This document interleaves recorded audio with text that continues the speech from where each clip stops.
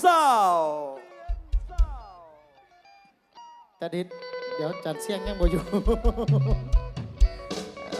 มาผู้เดียวมานี่สบาย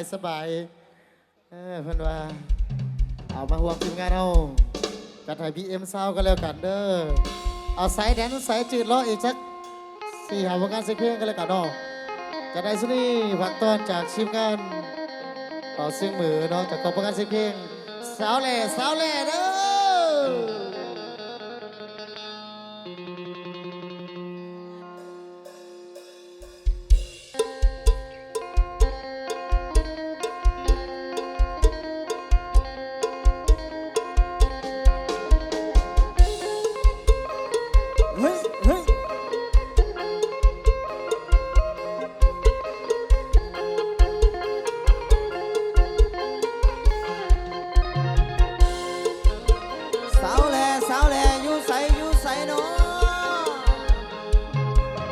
สบายดีเด้อ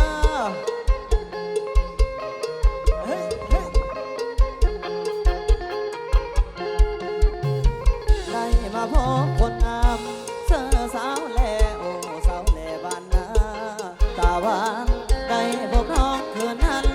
สุขสำราญพบในงานผ้าป่าสามัคคีโอ้สาวแลบ้านนาเจ้าสวยเด่นดังพระจันทร์ล้วนเพ็ญพร้อมเบ่งสีอายก็ฝากฮักน้องฝากไม่เทโปรดสงสารปลานีและเห็นใจอายนี้จากบ้านนามาหาน้องหวังประคองความหาให้สดใสยันแต่น้องคนนี้ก็เห็นใจลืมที่ว่ายากจนคนบ่มีจะหาเงินทองมาขอแต่งถ้าร้องเพลงอายพร้อมจะไปขอให้น้องคนดีตั้งตารอน้องจงรอวันวันวิวาขอบใจเด้อเอาขอเสียงคนมักมัวได้เร็วขอบใจได้หลาย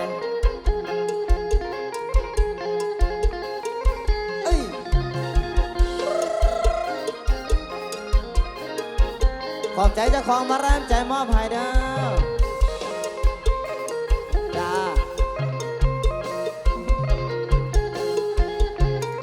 ได้มาพบคนงามเสื้อสาวแลโอ้สาวแลบ้านนา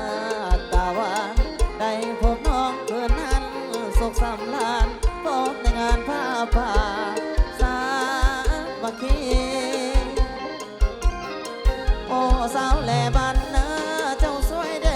ดังพระจันทร์ล้วนเพ็ญพร้อมเพ่งสีอายขอฝากฮักน้องฝากให้เดโปรดสงสารลานีและเห็นใจ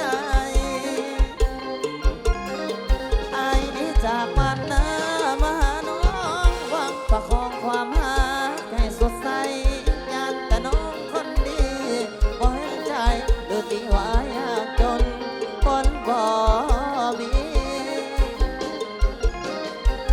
จะหาเงินทองมาขอแต่งกระดองแพงอายพร้อมจะไปขอให้น้องคนดีตั้งตารอน้องจงรอวันวันวิวา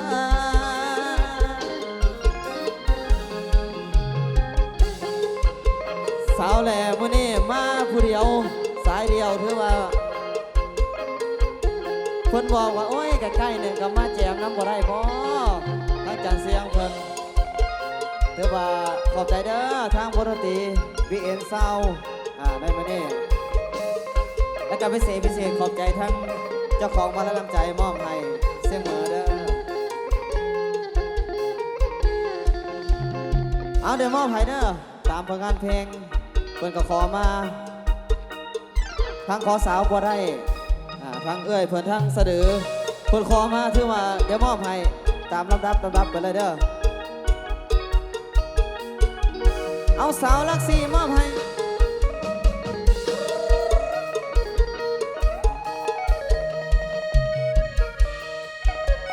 เอาสายแอลเด้อพี่น้องเด้อ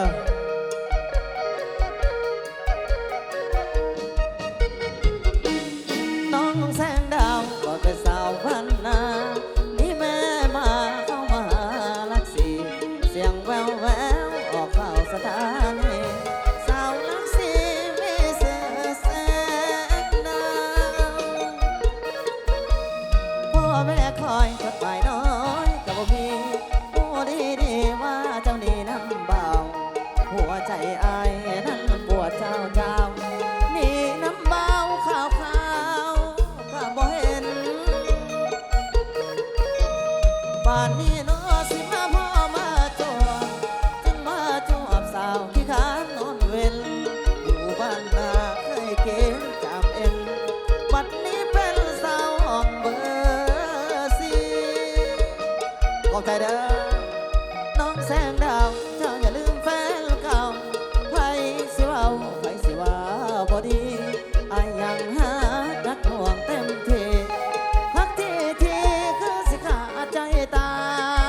ยขอบใจเด้อเอ้ยไอ้ทั้งบรรดาลและก็ขอบใจพี่น้องมอทุกคนนั่นเด้อวันนี้เธอมาพี่เอ็นเศร้าจันไทยสุดสายเลยมาเนี่ยเดี๋ยวมองไว้สำหรับช่วงเสพสดเดี๋ยวว่าจะมอบไปเรื่อยๆจนแจ้งคนละพี่น้องเลย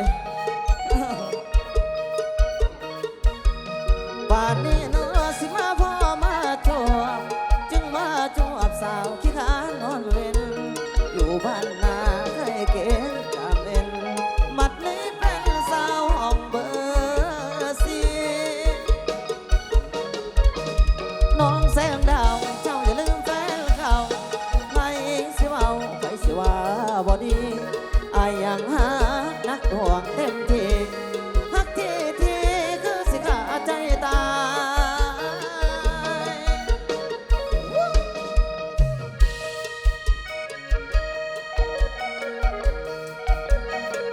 สาวแหล่บ้านนาสาวลักซีมอบให้2 ผลงานเพลงถือว่าโซนี่มีผลงานเพลงใหม่เด้อพี่น้องเด้อโอเคเจอไปแต่ละเถื่อเห็นกันตลอดลูกสาวลามีบ่น้อขอมือลูกสาวลาได้เร็ว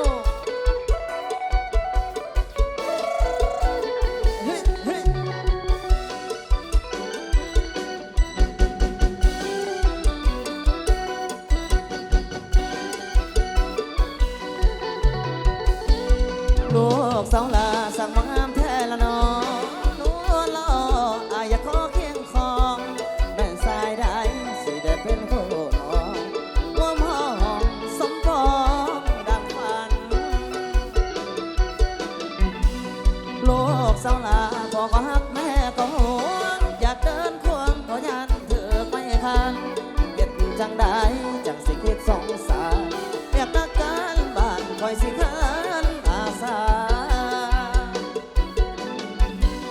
เอาบ่น้องมองแฟนนักห้องจังอายพ่อตาแม่นายบ่เป็นลูกเคยล่ะห้องลำก็ได้แถมเฮ็ดให้ไทยนะเวียกนักการข้าก็ต้องเห็นกำไรโอเค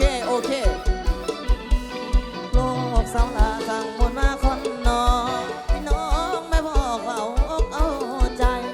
ลูกสาวลาอนาคตคงสดใสหากแม่นไปได้ถึงสวรรค์ทางเป็นลูกสาวลาผู้ใดก็อยากได้ผมว่าแต่ลูกสาวลาเด้องามลูกสาวกกลูกสาวกลางก็งามคือกันแต่ว่าพิเศษแดนเซอร์เฮานี่มีแต่ลูกสาวลาเด้อมีแต่แนวใหญ่ๆลูกสาวลาสั่งมนต์มาคนน้องพี่น้องแม่พ่อเถือกไม่ขาดเฮ็ดจังได้จังสิคิดสงสารเวียดนักการบ้านก้อยสิขานอาสาเอาบ่น้องแฟนนักห้องจังอายพ่อตาแม่นายบ่เป็นลูกเคยล่ะห้องลำก็ได้แถมเฮ็ดไทยนะเวียดนักการข้าก็ต้องเห็นกำไรเอาอยู่บ่ลูกสาวลาสั่งมนต์มาคนน้องพี่น้องแม่พ่อเขาอกเอาใจลูกสาวลาอนาคตคงสดใสหากแม่นไปได้ถึงสวรรค์ทางเป็นเสื้อขาวนี่แม่นลูกสาวลาอยู่บ่เนาะลูกสาวกกซ้ำลูกสาวกกก็แห้งดีจ้ะลูกสาวกกมูลมันสิดกกว่าหมู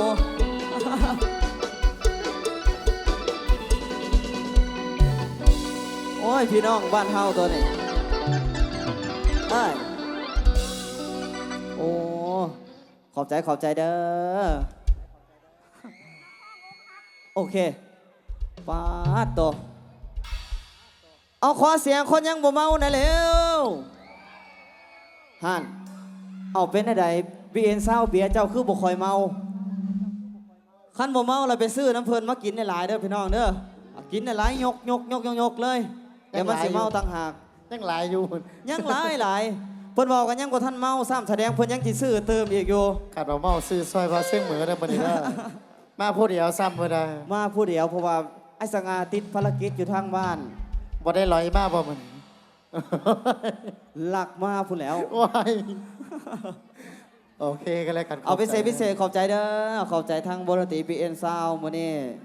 ได้ขึ้นมาแจมก็เพิ่นถือว่าเครื่องเสียงแซ่บแจ๊ะเบิ่งแล้วเมื่อกี้นี่แซ่บ หวานบ่ หวานนัวนิดๆแล้วก็พิเศษขอบใจพี่น้องทุกคนเด้อเจ้าของมาแรงใจมอบให้เนาะทั้งผู้สาวเพิ่นขอมานักห้องอกหักเด้ออย่าลืมจัดให้เพิ่นเด้อ เอาให้เพิ่นนี่เด้อจัดเสียงเอ้ย ฮะ นักห้องอกหัก เบิดแล้ว เบิดแล้ว แล้วพ่อฮักเด้ออย่าลืมจัดให้เพิ่นเด้อทั้งทีมงานเฮาเปลี่ยนซาวเนาะถือว่าขอบใจหลายๆเด้อพี่น้องเด้อ เป็นขอมานักห้องอกหัก